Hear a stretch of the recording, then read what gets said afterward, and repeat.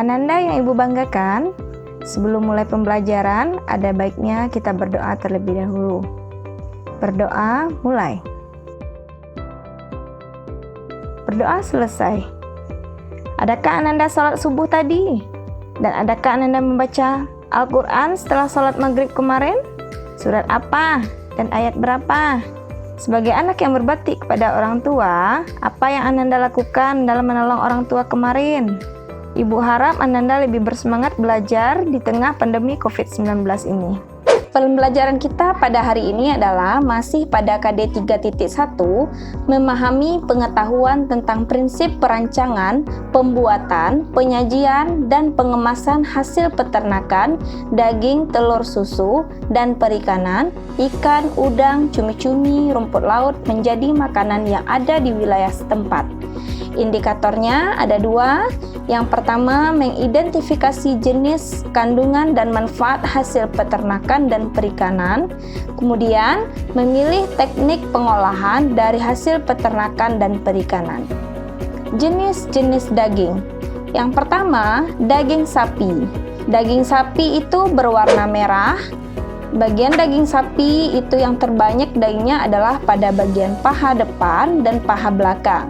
Bagian kepala, leher, tungkai, dan ekor, termasuk bagian moncong, hidung atau cingur, dan lidah juga diambil dagingnya, tetapi tidak sebanyak bagian paha.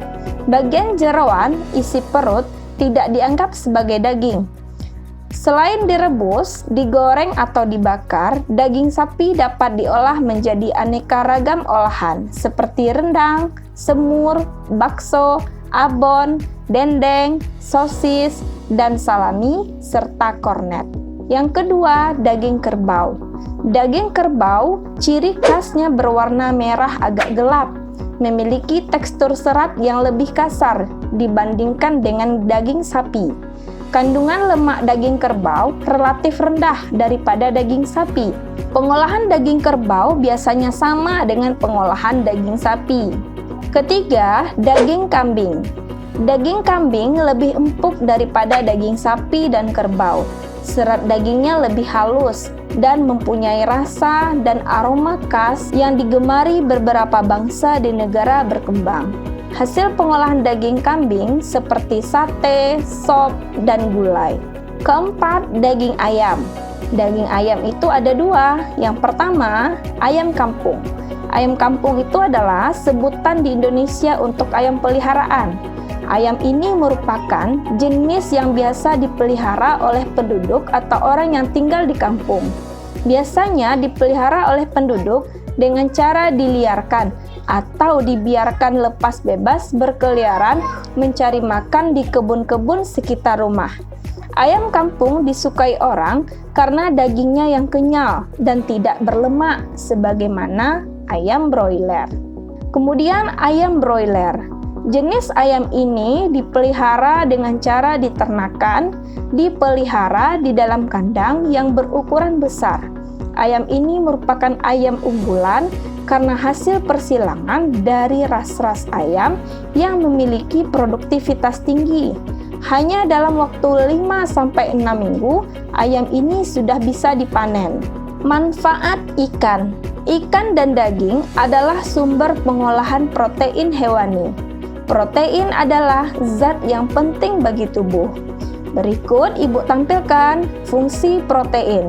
Ada 11, yaitu yang pertama, yang kedua, ketiga, keempat, kelima, keenam, ketujuh, 8, 9, ke-10, dan yang terakhir.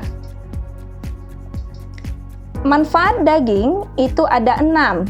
Yang pertama, kedua, ketiga, keempat, kelima, dan yang terakhir.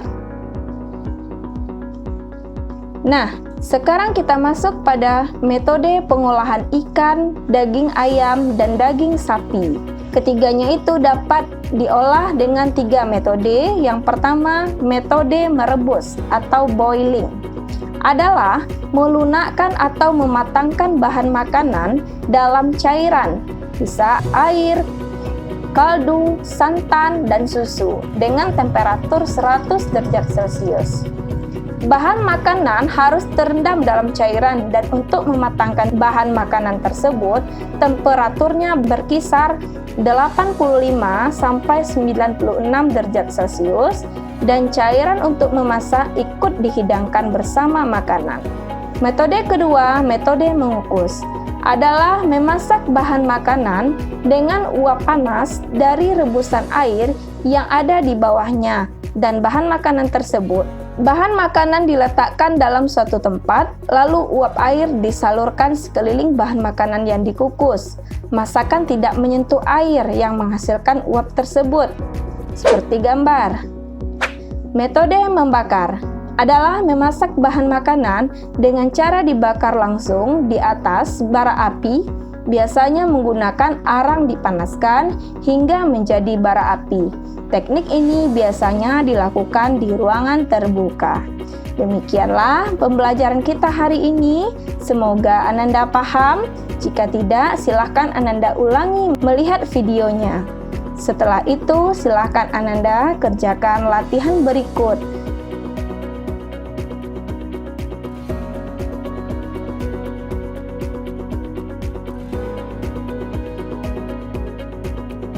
Terima kasih, selamat belajar.